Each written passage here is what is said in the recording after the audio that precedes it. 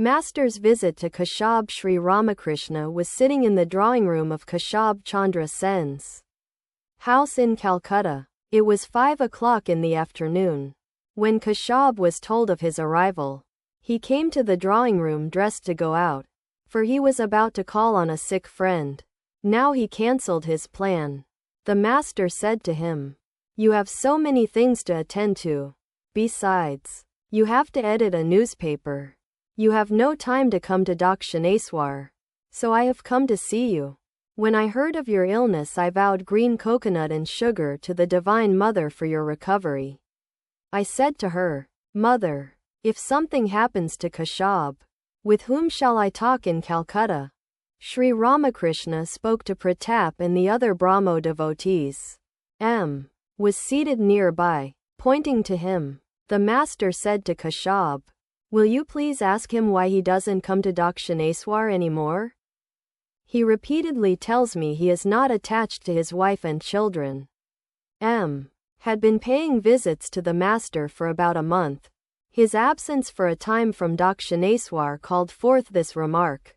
Sri Ramakrishna had asked M to write to him if his coming were delayed.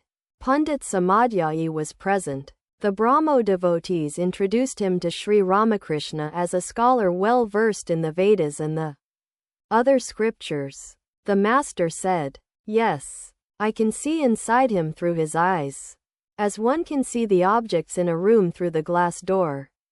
Trailokya sang. Suddenly the master stood up and went into samadhi, repeating the mother's name. Coming down a little to the plane of sense consciousness, he danced and sang, "Greater than I drink no ordinary wine, but wine of everlasting bliss. Greater than as I repeat my mother Kali's name. Greater than it so intoxicates my mind that people take me to be drunk. Greater than first my guru gives molasses for the making of the wine. Greater than my longing is the ferment to transform it. Greater than knowledge, the maker of the wine, prepares it for me then.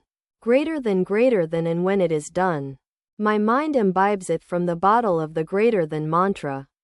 Greater than taking the mother's name to make it purer. Greater than drink of this wine," says Ramprasad, "and the 4 fruits of life are greater than yours." The master looked at Keshab tenderly, as if Keshab were his very own. He seemed to fear that Keshab might belong to someone else. That is to say, that he might become a worldly person. Looking at him, the master sang again, "Greater than we are afraid to speak, and yet we are afraid to keep still. Greater than our minds. O Radha, half believe that we are about to lose you. Greater than we tell you the secret that we know. Greater than the secret whereby we ourselves and others, with our help, greater than have passed through many a time of peril. Greater than now it all depends on you."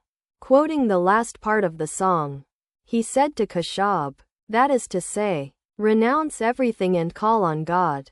He alone is real. All else is illusory. Without the realization of God, everything is futile. This is the great secret. The master sat down again and began to converse with the devotees.